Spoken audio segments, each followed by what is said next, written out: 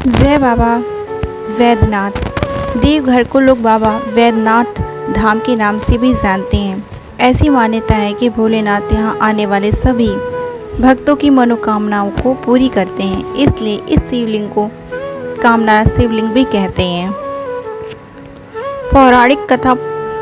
पौराणिक कथा के अनुसार दशानन रावण भगवान शंकर को प्रसन्न करने के लिए हिमालय पर तप कर रहा था। इस तप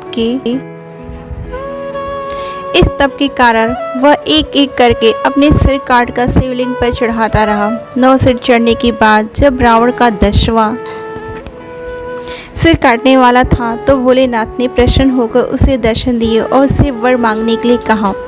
तब रावण ने भोलेनाथ से कामना लिंग को लंका ले जाने के लिए वरदान मांगा। रावण के पास सोने की लंका के अलावा तीनों लोकों में शासन करने की शक्ति तो थी ही, साथ ही उसके कई देवता यश गंधर्वों को कैद करके भी लंका में रखा हुआ था। इस वजह से रावण ने ये इच्छा जताई कि भगवान शिव कैलाश को छोड़कर लंका में रहें। भोलेनाथ ने उसकी इस मनोकामना को पूरा तो किया, पर साथ ही रावण के समक्ष एक शर्त रखी। उन्होंने कहा कि अगर तुमने शिवलिंग को रास्ते में कहीं भी रखा तो मैं फिर वहीं साथ ही रावण के समक्ष एक शर्त भी रखी।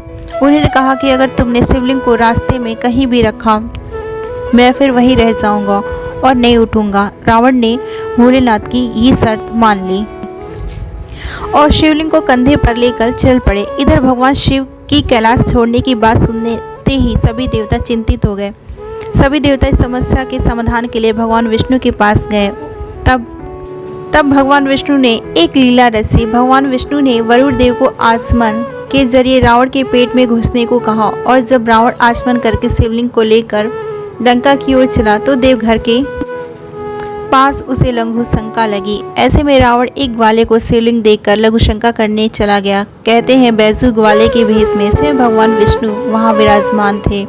इस वजह से भी यह तीर्थ स्थान को बैजू धाम और रामेश्वर धाम दोनों नामों से जाना जाता है। पौराणिक कथा के अनुसार रावण कई घंटों तक लघु शंका करता रहा, जो आज भी एक तालाब के रूप में देवघर में मौजूद है। बैजू ग्वाले के रूप में आए भगवान विष्णु ने शिवलिंग धरती पर रखकर उसे वहीं स्थापित कर दिया। जब रावण लघु शंका से लौटकर आया तो लाख कोशिश के बाद भी शिवलिंग को उठा नहीं पाया।